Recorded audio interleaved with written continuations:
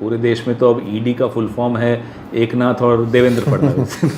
नरेंद्र मोदी अब एक एसेट नहीं रहे, उस पार्टी के लिए वो एक बहुत बड़ी लायबिलिटी हो गए हैं। 4 जून के बाद आप देखिएगा उस पार्टी में क्या क्या होता है। नरेंद्र मोदी ने देश का संविधान नहीं पढ़ा, आप हमारे मैनिफेस्टो की बात कर रहे हैं। टेम्पो भर भर के आप लोगों को पैसा दिया है अदानी अंबानी ने, वो कहाँ पर रखा है आपने?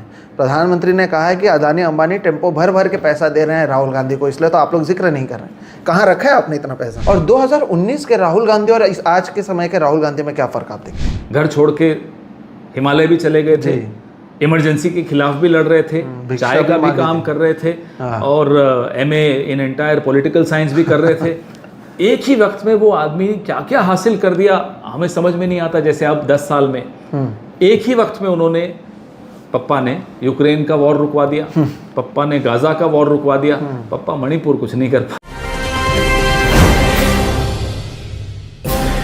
नमस्कार दोस्तों, और आप सभी का एक अलग और बहुत ही खास एपिसोड में बहुत बहुत स्वागत है। मेरा नाम है सोहित मिश्रा। आज के जो मेहमान हैं, आप इन्हें लगातार टीवी पर देखते हैं, इनके जो रील्स हैं वो बहुत वायरल होते हैं, हर जगह पर इनकी बातचीत होती है। ये महाराष्ट्र में आए हैं, देश भर का दौरा कर रहे हैं, हमने इन्हें पकड़ लिया। हमने कहा कि आज हम बात करेंगे। आज हमारे साथ जुड़े हुए हैं पवन खेड़ा सर। सर बहुत बहुत स्वागत है आपका, आप हमारे साथ जुड़े। आप यूपी होके आए, आप महाराष्ट्र में आए हैं, आप देश भर में दौरा कर रहे हैं, क्या देखते हैं आप देश भर में, क्या कुछ हो रहा है, अगर आप बताएं। जो एक परिवर्तन की हवा बाकी देश में दिख रही है, मुझे लगता है कि मैं उस परिवर्तन की हवा की गंगोत्री में आया हूँ महाराष्ट्र, क्योंकि वो हवा शुरू यहीं से हुई।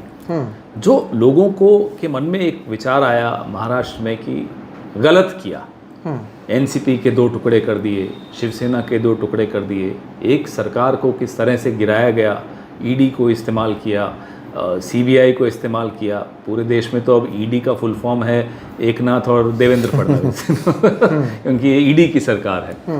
और कैसे वॉशिंग मशीन का इस्तेमाल हुआ, कैसे जिन प्रफुल्ल पटेल जी के लिए प्रधानमंत्री खुद कहते थे कि इकबाल मिर्ची से रिश्ता है, दाऊद इब्राहिम से रिश्ता है, अब वो प्रफुल्ल पटेल जी के साथ हैं। तो क्या रिश्ता तब नहीं था? तब नहीं था तो आपने ऐसे आरोप क्यों लगाए? माफ़ी मांगिए।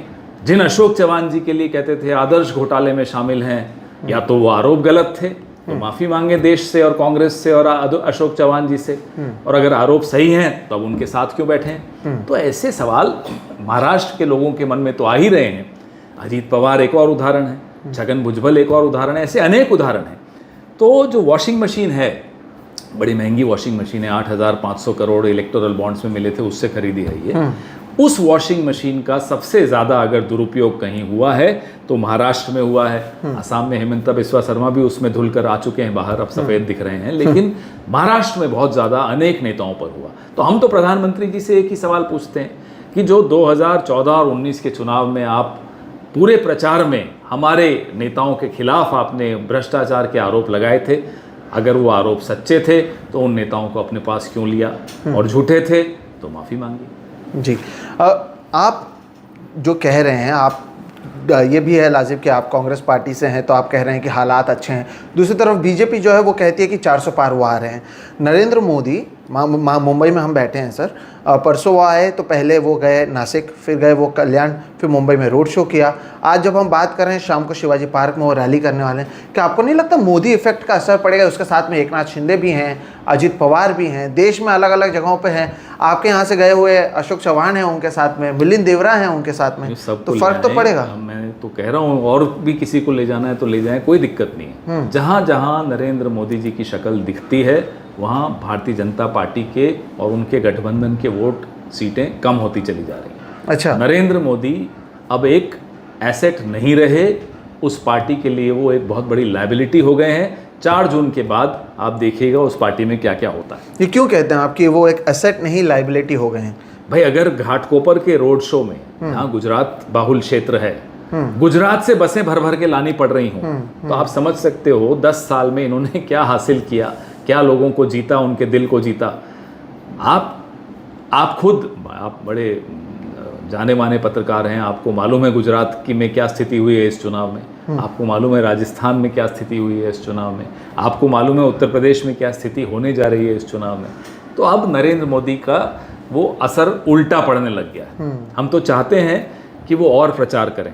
हम तो चाहते हैं वो सब जगह जा जाकर प्रचार करें। अगर कोई सीट रह गई हो तो हम उनको टिकट दे देंगे हवाई जहाज की, साहब वहाँ भी चले जाइए, क्योंकि हमें बड़ा लाभ होता है। देखिए मोदी जी की जो भी रैली हमने देखी है, बिना कांग्रेस का नाम लिए और बिना राहुल गांधी का नाम लिए वो कोई रैली खत्म नहीं होती है। और बार बार एक तरफ वो कहते हैं कि मैं हिंदू मुस्लिम नहीं करूँगा, दूसरी तरफ ये कहते हैं कि आपके मैनिफेस्टो में ऐसा लिखा है, हालांकि हमने पूरी मैनिफेस्टो ढूंढी और चश्मा पहन के ढूंढा कि हमें नहीं मिला, लेकिन फिर भी ये जो कहते हैं कि 2 भैंस है तो 1 भैंस चली जाएगी, मंगलसूत्र चला जाएगा। उसके बाद ये कहा जाता है कि आप लोगों ने केवल एक धर्म के लोगों के लिए काम किया है और आप जो है बाबा साहेब अम्बेडकर को आप जो हैं वो उन्हें बदनाम कर रहे हैं। इसका जवाब आप क्या देते हैं? क्योंकि चश्मा पहन के हमारा मैनिफेस्टो पढ़ा, हाँ, कितने लाख का चश्मा है बताइए? नरेंद्र मोदी का चश्मा 2 लाख का है। हाँ, वो पढ़ के, वो पहन के आप पढ़ते तो आपको वो सब दिखता जो उसमें नहीं लिखा है। वो स्पेशल चश्मा है। नरेंद्र मोदी ने देश का संविधान नहीं पढ़ा, आप हमारे मैनिफेस्टो की बात कर रहे हैं। लेकिन हम उनके बहुत शुक्रगुजार हैं। हमारे पास तो पैसा था नहीं प्रचार करने का, हम तो बड़े चिंतित थे कि साहब इतना अच्छा न्याय पत्र हमारा मैनिफेस्टो बना है, अब इसको हम घर घर कैसे पहुंचाएं। वो काम नरेंद्र मोदी जी ने हमारे लिए कर दिया। जितना हमारे मैनिफेस्टो का प्रचार नरेंद्र मोदी ने किया उतना हम खुद नहीं कर पाए, उसके लिए हम उनको कोटि कोटि धन्यवाद देते हैं।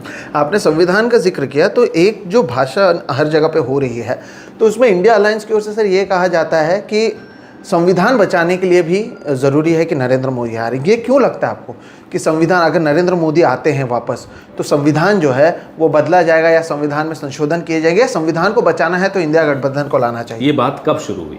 ये बात जब अनंत हेगड़े ने सबसे पहले कहा कि 400 सीटें दीजिए तो हम संविधान बदल देंगे, वहाँ से शुरू हुई। उसके बाद ज्योति मिर्धा बोली, लल्लू सिंह बोले, अरुण गोविल बोले, दिया कुमारी बोली, लगातार सब इनके नेता बोल रहे हैं 400 सीटें चाहिए। हमको भी दिमाग में आया कि साहब जब सरकार 272 पे ही बन जाती है तो 400 क्यों चाहिए। फिर इनके सब बातें सुनी, इनके भाषण सुने तो समझ में आया कि ये नियत असली ये है कि इन्हें संविधान बदलना है। फिर और रिसर्च की तो 2015 बिहार के विधानसभा चुनाव के वक्त दत्तात्रेय होसबोले जी की टिप्पणी आ गई कि साहब आरक्षण खत्म होना चाहिए। तो हमला इनको संविधान पे करना है, हमला इनको आरक्षण पर करना है। और ये आज का इतिहास नहीं है, संघ से जुड़े हुए, विचारधारा से जुड़े हुए लोगों ने और संगठनों ने संविधान की प्रतियां जलाई हैं। इस संविधान के खिलाफ ये शुरू से रहे हैं। इस संविधान के पक्ष में कभी संघ का कोई स्टेटमेंट उस वक्त नहीं आता था जब संविधान बन रहा था, तो बड़े खिलाफ थे। बाबा साहब अम्बेडकर जी को काले झंडे दिखाते थे, पथराव किए जाते थे उन पर। तो जाहिर सी बात है कि ये इनका एक मिशन है और उस मिशन को हासिल करने के लिए इन्हें 400 सीटें चाहिए। ठीक।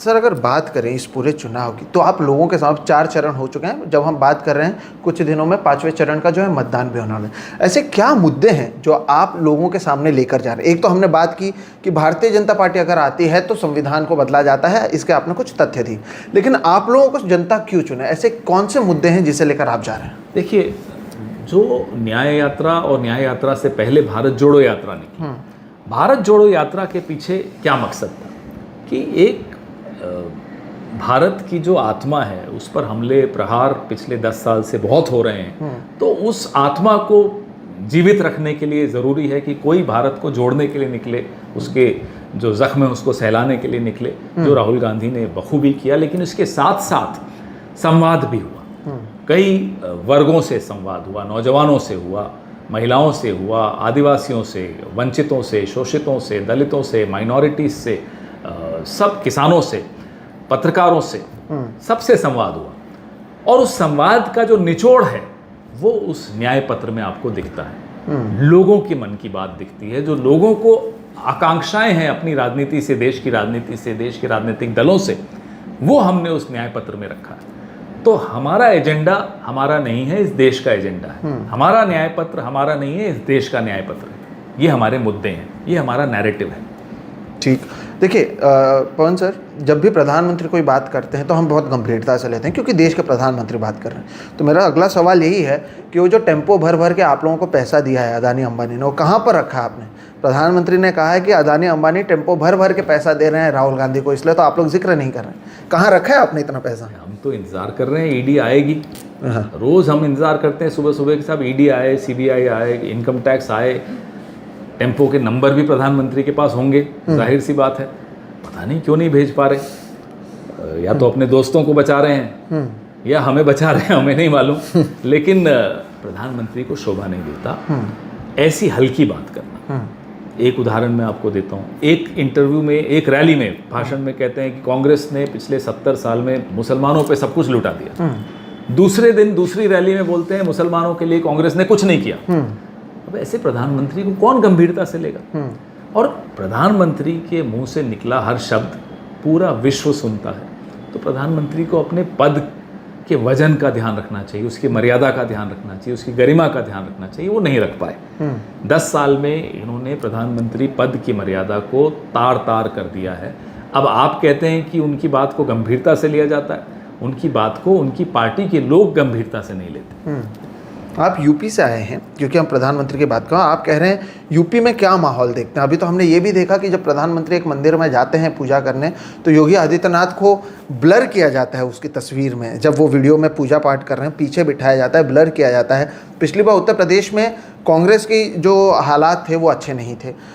इस बार क्या माहौल आप देख रहे हैं वहाँ पर? समाजवादी पार्टी आपके साथ में है, लेकिन सामने नरेंद्र मोदी का चेहरा है, योगी आदित्यनाथ का चेहरा है। समाजवादी पार्टी और कांग्रेस पार्टी मिलकर चुनाव लड़ रहे हैं, एक तथ्य तो ये है। दूसरा जो हमारे पक्ष में जाता हुआ तथ्य है कि नरेंद्र मोदी का चेहरा है। ये दोनों तथ्य मिलकर हमें वहाँ बहुत अच्छी नंबर, हमें संख्या की उम्मीद है वहाँ से और मिलेगी। जिस तरह से वहाँ भी समाज में एक विवाद पैदा करने की कोशिश की गई, इशारों में, जैसे अग्निवीर योजना है ना कि 4 साल में आपकी नौकरी खत्म हो जाएगी, वैसे एक अग्निवीर योजना नरेंद्र मोदी जी अपने मुख्यमंत्रियों पर उन्होंने लागू कर दी। उत्तराखंड में 3 मुख्यमंत्री बदल दिए, खट्टर साहब को घर बैठा दिया, शिवराज चौहान जी को घर बैठा दिया, रमन सिंह जी को मुख्यमंत्री नहीं बनने दिया, वसुंधरा राजे को मुख्यमंत्री नहीं बनने दिया। तो ये जो अग्निवीर योजना है, योगी आदित्यनाथ जी समझ गए हैं कि अग्निवीर योजना के अगले शिकार वो होने वाले, उसका प्रभाव आपको उत्तर प्रदेश में देखने को मिल रहा है। अच्छा, लेकिन यही यूपी में नरेंद्र मोदी ने कहा कि राहुल गांधी तो सबको कहते हैं कि डरो मत, आप डरो मत, लेकिन वो खुद जो है अमेठी से चुनाव नहीं लड़ रहे हैं, रायबरेली से चुनाव लड़ रहे हैं। आखिर ऐसा क्यों हुआ कि राहुल गांधी अमेठी से ना लड़ते हुए रायबरेली से लड़ रहे हैं? क्योंकि प्रधानमंत्री खुद कह रहे हैं कि आखिर राहुल गांधी ऐसा क्यों कर रहे हैं? प्रधानमंत्री तो जो कहते हैं उनको मैं जवाब दूंगा, लेकिन जो राहुल जी ने इसका जवाब दिया, बड़ा अच्छा दिया कि उनकी माता सोनिया जी का जो चुनाव क्षेत्र है रायबरेली, वो एक जिम्मेदारी, अपनी माँ की जिम्मेदारी उन्होंने खुद ली है। तो उनको स्वास्थ्य के चलते उन्होंने लोकसभा चुनाव नहीं लड़ा और वो राज्यसभा से अब आई हैं। तो मुझे लगता है एक बेटे की जो जिम्मेदारी है वो बहुत बखूबी निभा रहे हैं। लेकिन प्रधानमंत्री से हम पूछना चाहते हैं, राहुल जी ने तो दक्षिण से भी चुनाव लड़ लिया, उत्तर से भी लड़ने की हिम्मत है। प्रधानमंत्री जी, आप में हिम्मत क्यों नहीं है? दक्षिण से क्यों नहीं लड़े? क्यों डरते हो? लेकिन स्मृति ईरानी के सामने क्यों नहीं लड़े राहुल गांधी? ये एक सवाल जो है वो कई लोग पूछ रहे थे कि स्मृति ईरानी जी चाहती तो रायबरेली से अपना पर्चा भर लेती, किसने रोका था उन्हें? दिन तो बचे थे। अगर उनको इतना ही शौक है राहुल जी से ही चुनाव लड़ना है तो लड़ लेती, कौन रोक रहा था उन्हें? सर, आपसे ये जानना चाहेंगे, आप लगातार कई जगहों पर जा रहे हैं, 2 चीज़ें एक साथ पूछता हूँ। एक तो 2019 के चुनाव और आज के चुनाव में क्या फ़र्क है, एक तो इस पे, और 2019 के राहुल गांधी और इस आज के समय के राहुल गांधी में क्या फ़र्क आप देखते हैं? 2019 का चुनाव लोगों की आंखों पर पट्टी बांध के लड़वाया था, इन्होंने लड़ा था। पिछले 5 साल का रिपोर्ट कार्ड नहीं दिया, भावुक किया लोगों को, और एक भावनाओं में एक तरह से वो चुनाव लड़ा गया। 2024 में जो इनकी टेक्स्ट बुक है उसके सारे हथकंडे वो अपना के देख चुके हैं। 24 में कोई नया हथकंडा नहीं बचा। अब 10 साल भी हो गए, जाहिर सी बात है कि हर व्यक्ति सवाल पूछता है, हर व्यक्ति उनको याद दिलाता है, साहब आपने तो ये भाषण दिया था, ये नारा दिया था, आत्मनिर्भर भारत कहा था, 80 करोड़ लोगों को 5 किलो अनाज देना पड़ रहा है, ऐसा आत्मनिर्भर भारत दोगे? ये सवाल अब मोदी जी को परेशान करते हैं। अब आपने दूसरा सवाल पूछा कि उस वक्त के राहुल गांधी और आज के राहुल गांधी में क्या अंतर है? राहुल गांधी में नहीं अंतर, राहुल गांधी को कैसे लोग देखते थे उसमें अंतर आ गया। अरबों रुपए खर्च करके राहुल गांधी की छवि के साथ जो खिलवाड़ किया भारतीय जनता पार्टी ने, 19 तक उसका असर ज़रूर दिखा। 24 तक आते आते लोगों को समझ में आ गया कि ये सब जो बातें उनके बारे में फैलाई गई हैं झूठी हैं, प्रचार है, दुष्प्रचार है और पैसा खर्च करके ये किया जा रहा है। ठीक, क्या आप मानते हैं कि जो बीजेपी है, भारतीय जनता पार्टी की बात करें या उनके साथ में जो लोग गए हैं, एक तरीके से कभी मुस्लिम द्वेष करते हैं? अब उनके कुछ लोग ये कहते हैं कि अगर हम वापस 24 में आते हैं तो जो हमने अयोध्या में किया वही काशी और मथुरा में होगा। दूसरी तरफ प्रधानमंत्री ये कहते हैं कि उनके आसपास इतने मुसलमान रहते थे कि ईद के समय उनके घर पर खाना नहीं बनता था। हमने पिछले चुनाव में देखा है उनके जो एक मुस्लिम दोस्त थे उनका भी उन्होंने याद कर लिया था। तो प्रधानमंत्री के जो दो अलग अलग बयान आते हैं, इसे आप किस तरह से देखते हैं? और ये मुस्लिम द्वेष वाला सर जो बयान है, क्योंकि हमने लगातार देखा है, चाहे वो बिल्किस बानो का केस हो, उत्तर प्रदेश में हम बात कर लें अलग अलग मामलों की, जो आरोपी होते हैं वो योगी आदित्यनाथ के रैली में सबसे आगे बैठे हुए नज़र आते हैं, उनके नेताओं के जो बयान आते हैं उससे कई सारी चीज़ें दिखती हैं। तो एक पूरे 25 करोड़ लोगों को एक तरफ प्रधानमंत्री कहते हैं कि ये घुसपैठियाँ हैं, दूसरी तरफ वो कहते हैं कि वो मुसलमानों के बहुत करीब हैं। इसे आप किस तरह से देखते हैं? प्रधानमंत्री का बचपन के बारे में जो किस्से अगर आपको सुनने हैं तो वो तो उस मगरमच्छ को लाइए जिसको उन्होंने पकड़ा था और काबू किया था, और मगरमच्छ का इंटरव्यू लीजिए, कुछ सच शायद वहाँ से आ जाए। प्रधानमंत्री के ज़िंदगी के बारे में या प्रधानमंत्री के मुंह से निकले हुए शब्दों पर आपको क्यों भरोसा होता है, मुझे को आज समझ में नहीं आता अब तक। कैसे अब तक तो आपने उनके कितने झूठ पकड़ लिए होंगे। एक ही वक्त में मगरमच्छ से भी लड़ रहे थे, घर छोड़ के हिमालय भी चले गए थे, इमरजेंसी के खिलाफ भी लड़ रहे थे, चाय का भी काम कर रहे थे, और MA in entire political science भी कर रहे थे। एक ही वक्त में वो आदमी क्या क्या हासिल कर दिया हमें समझ में नहीं आता। जैसे अब 10 साल में एक ही वक्त में उन्होंने, पप्पा ने यूक्रेन का वॉर रुकवा दिया, पप्पा ने गाजा का वॉर रुकवा दिया, पप्पा मणिपुर कुछ नहीं कर पाए। तो प्रधानमंत्री 4 जून तक सुनते रहिए, मनोरंजन लेते रहिए। आजकल कपिल शर्मा भी सोच रहे हैं कि अपना शो बंद कर दूं, इतना बड़ा मनोरंजन हो रहा है देश में। तो और इतनी बड़ी कंपटीशन कपिल शर्मा को कहीं और से मिलेगी नहीं जहाँ जितनी यहाँ से मिल रही है। देखिए ट्रेनिंग परेश रावल ने दी है इनको, भाषण देने की ट्रेनिंग, हाव भाव की ट्रेनिंग परेश रावल से ली है। ये मैं दावे के साथ कहता हूँ, ये मैंने ऐसे व्यक्ति से सुना है जिसने ये देखा है ट्रेनिंग होते हुए। अच्छा, हाँ, तो कभी आप परेश रावल से पूछेंगे तो बड़े घबरा जाते हैं। मैंने एक दिन ट्वीट कर दिया तो मुझे उन्होंने ट्रोल करना शुरू कर दिया, उनको लगा कि ये सच कैसे बाहर आ गया। जी, लेकिन जो दूसरी बात थी, इसमें गंभीर बात ये भी थी कि ये जो पूरा द्वेष है 25 करोड़ लोगों के खिलाफ, और इसका हमने देखा है कि अलग अलग जगहों पर असर देखने मिलता है। ये कहते हैं कि कांग्रेस आएगी तो इंडियन क्रिकेट टीम में भी धर्म के आधार पर लोगों को लिया जाएगा। अब हम इसे हंसी मजाक में लेते हैं, हमने इसके ऊपर कई सारे शोज़ किए हैं, लेकिन एक तबका तो है ना सर इस देश में जो इसे सच मानता है, अपने ही जो दूसरे कम्युनिटी के लोग हैं उससे द्वेष फैल रहा है। तो इससे रोकने के लिए आप क्या करेंगे? क्योंकि 25 करोड़ लोग जो हैं इस देश के, और मेरे कई दोस्त हैं जिनको अलग अलग जगहों पर कहीं पर घर नहीं मिलता। मुसलमानों को मैं आपको बता दूं, इस शहर में ऐसे कई जगह हैं जहाँ पर मुसलमान हैं तो आपको घर नहीं मिलता। अब तो स्कूल के में बच्चों को एडमिशन नहीं मिलता क्योंकि वो मुसलमान हैं। तो अगर आप लोग सत्ता में आते हैं तो ये जो 10 साल का द्वेष है इसे कैसे खत्म करेंगे, इसके लिए क्या किया जाए? सोहित जी, इस देश में, इस देश की आत्मा में इस तरह के विभाजन का स्थान है ही नहीं। ये आपको जो अभी दिख रहा है, यकीन मानिए ये एक बहुत टेम्परेरी फेज है, और इसको इस आग को हवा सत्तारूढ़ दल देता है, प्रधानमंत्री खुद देते हैं। इसलिए आपको लगता है कि आग पूरे देश में फैलेगी, नहीं फैलेगी। ये फैल ही नहीं सकती। इस देश की मानसिकता, इस देश का विचार, जिस देश में कबीर, नानक, गौतम बुद्ध, महावीर, भगवान वाल्मीकि जी, इतने महान आत्माओं ने इस देश को सींचा है, इस देश की विचारधारा को सींचा है, उस देश में इस तरह की बातों का स्थान नहीं है। ये मेरा दृढ़ विश्वास है। आप देखिएगा इस देश में माहौल सुधरने में देर नहीं लगेगी। चलिए, अब थोड़ा सा हम वापस से राजनीति के 1-2 आखिरी सवाल लेते हैं। इंडिया गठबंधन की अगर बात करें, ममता बनर्जी इंडिया गठबंधन का हिस्सा है या नहीं है? बंगाल में हमने देखा कि कांग्रेस और वो अलग अलग लड़ी। भारत जोड़ो न्याय यात्रा के समय भी हमने देखा कि ममता बनर्जी का रवैया किस तरह से रहा था। अब उनके जो बयान आ रहे हैं, तो इसके ऊपर अगर कोई क्लैरिटी मिले कि ममता बनर्जी और इंडिया गठबंधन के बीच में क्या रिश्ता है सर? एक क्लैरिटी हम सबके जहन में है और आपको भी होनी चाहिए। सब मछली की आंख देख रहे हैं, सब संविधान को बचाने के लिए, इस देश की आत्मा को बचाने के लिए लड़ रहे हैं। हो सकता है कि कुछ राज्यों में वो हम मिलकर नहीं लड़ पाए, पंजाब में हम मिलकर नहीं लड़ पाए आम आदमी पार्टी के साथ, या बंगाल में हम ममता जी के साथ नहीं मिलकर लड़ पाए, वो अलग बात है। लेकिन जहाँ तक हो सकता है वहाँ तक हम सब ने मिलकर लड़ाई लड़ी, और अच्छी लड़ाई लड़ी, आज पूरा देश ये मानता है कि विपक्ष ने बहुत मजबूत चुनाव लड़ा है और इसका नतीजा 4 जून को देखने को मिलेगा।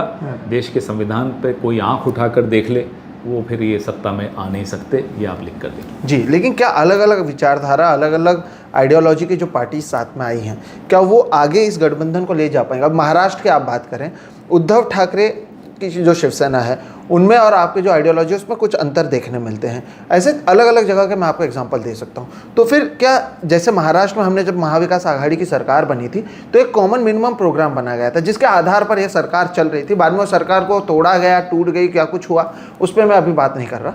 लेकिन क्या इसी तरह से कोई प्लान वर्कआउट देश भर में होगा? किस तरह से इसे आगे आप ले जाएंगे? आपको कुछ प्रक्रियाएं तो दिखती हैं, कुछ नहीं दिखती, पर्दे के पीछे काम चल रहा होता है। जाहिर सी बात है कि इंडिया गठबंधन ने अपना ये सारा होमवर्क करके रखा है और 4 जून के बाद जब इसको अमली जामा पहनाना होगा तब सार्वजनिक भी होगा।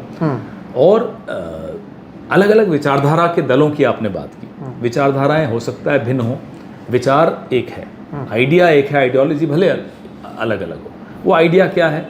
इस देश को बचाना, इस देश के संविधान को बचाना, इस देश के नौजवान को बचाना, इस देश के किसान को बचाना, इस देश की महिलाओं को बचाना, इस देश के शोषितों, वंचितों, आदिवासियों, माइनॉरिटी सबको संविधान सम्मत तरीके से बचाना। यही एक आइडिया है जो हम सबको साथ लाया।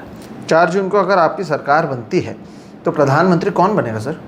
4 जून के बाद वो प्रक्रियाएं भी होंगी। हर चीज़ प्रक्रिया से होती है लोकतंत्र में। उस पार्टी में जिसको 1.5 लोग चलाते हैं, नड्डा जी भी शायद आधे में गिनेंगे उनको, और उस सरकार में जहाँ 1.5 लोगों की चलती है, ऐसे तो नहीं चलता लोकतंत्र। लोकतंत्र में जैसे कांग्रेस पार्टी को ही ले लो तो हमारी कांग्रेस पार्लियामेंट्री पार्टी की मीटिंग होगी और पार्लियामेंट्री पार्टी निर्णय लेगा कि इसका लीडर कौन है।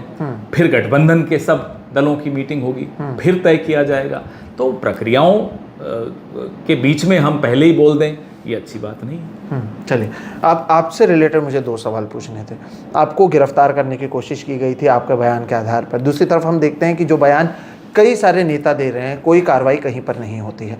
क्या कुछ हुआ था या वो जो बयान दिए गए थे उसे आप स्लिप ऑफ टंग मानते हैं कि वो एक सार्काज़म के तौर पर था और इतना कुछ करना कि आपको प्लेन में चढ़ने नहीं देना? आपके खिलाफ जिस तरह से ये किए गए थे कि बीजेपी आपके पीछे पड़ गई थी कि नहीं आपके खिलाफ कार्रवाई होनी चाहिए, आपके खिलाफ कई सारी चीज़ें होनी चाहिए, क्या कुछ आप उससे देखते हैं या उसके बारे में? और अभी जो लोग कर रहे हैं उनके ऊपर कोई कार्रवाई नहीं हो रही, इसे आप किस तरह से देखते हैं? मैंने पहले ही कह दिया था कि साहब वो स्लिप ऑफ टंग था, लेकिन फिर भी इन्होंने FIRs करवाई, उत्तर प्रदेश में करवाई, असम में करवाई। हवाई जहाज में बैठ गया था और उतरवा के गिरफ्तार असम पुलिस ने किया। वो तो सर्वोच्च न्यायालय ने मुझे राहत दी और आज भी मैं उत्तर प्रदेश में अब केस लड़ रहा हूँ। कुछ वक्त पहले तक तो हर हफ्ते मुझे जाना पड़ता था। तो ठीक है, लोकतंत्र को बचाने के लिए एक लड़ाई लड़ी जा रही है, तो उसमें ये सब तो होता है। लेकिन आप अगर तुलना कीजिए, जिस तरह के बयान भारतीय जनता पार्टी के नेताओं की तरफ से आते हैं और बहुत वाहियात से बयान आते हैं, और वो स्लिप ऑफ टंग नहीं होती, वो तो स्लिप ऑफ द इंटेंशन है बिल्कुल। उसमें आप देखते हैं कोई कार्रवाई नहीं होती। और इसमें मैं खुलकर कहूँगा कि चुनाव आयोग भी आँख और कान और मुंह बंद कर लेता है। एक तरफ गांधी जी के 3 बंदर तो सुने थे हमने, मोदी जी के भी 3 बंदर दिखने लग गए हैं। अफसोस होता है देखकर कि कैसे आप होने दे रहे हो। प्रधानमंत्री मंगलसूत्र जैसे बयान, प्रधानमंत्री हिंदू मुसलमान जैसे बयान, प्रधानमंत्री के स्तर पर इस तरह के बयान, और बाकी नेताओं को तो आप छोड़ ही दीजिए क्या किस तरह की बातें करते हैं वो। देश में सब कुछ ठीक नहीं है, इसलिए 4 जून के बाद बहुत कुछ बदलना होगा। इस देश की जो लोकतांत्रिक व्यवस्था है उसको जो आघात पहुंचा है वो कई दशक पीछे जा चुकी है। उसको फिर से पटरी पर लाना आसान काम नहीं होगा। लेकिन सर, क्योंकि आपने चुनाव आयोग का जिक्र किया, क्या चुनाव आयोग पर आपको भरोसा है? क्योंकि 2-3 चीज़ें हैं जिस तरह से सामने आए कि पहले और 2 चरण के मतदान आते हैं और 6% का इंक्रीज देखने मिलता है। EVM को लेकर सवाल उठ रहे हैं। ऐसे में वोटिंग जो हो रही है, और जैसे कि आप कह रहे हैं, चलिए मानते हैं हम कि आपके पक्ष में हम सोचते हैं कि हवा है, लेकिन क्या आपको लगता है कि वो मशीन में देखने मिलेगा या फिर वो चीज़ें सामने आएंगी? इसे लेकर क्या करें? हम तो चुनाव आयोग पर भरोसा करना चाहते हैं, हाँ, लेकिन फिर जब हम देखते हैं राहुल गांधी को नोटिस देने में 1 मिनट लगाते हैं, नरेंद्र मोदी के बयान पे नोटिस नरेंद्र मोदी को नहीं जाता, बेचारे नड्डा नड्डा जी को जाता है। नड्डा जी पे बड़ा बुरा लगता है, उनका नाम लेते हुए भी अफसोस होता है कि नाम के बेचारे अध्यक्ष, नोटिस लेने के अध्यक्ष हैं बस। लेकिन आप सोचिए चुनाव आयोग की स्थिति क्या है, हाथ कांपते हैं उनके प्रधानमंत्री को नोटिस देने में। अब प्रधानमंत्री हो या राहुल गांधी हो, सब बराबर है चुनाव आयोग की नज़रों में। तो उनकी नज़रों में नरेंद्र मोदी का कद बड़ा नहीं हो सकता, क्यों है हमें नहीं समझ में आ रहा। फिर आपने आंकड़ों की बात की, हम खुद हैरान हैं, देश भी हैरान है कि 1 करोड़ वोट कैसे बढ़ जाते हैं 5 बजे और 8 बजे के बीच में, या 5 और 6 के बीच में।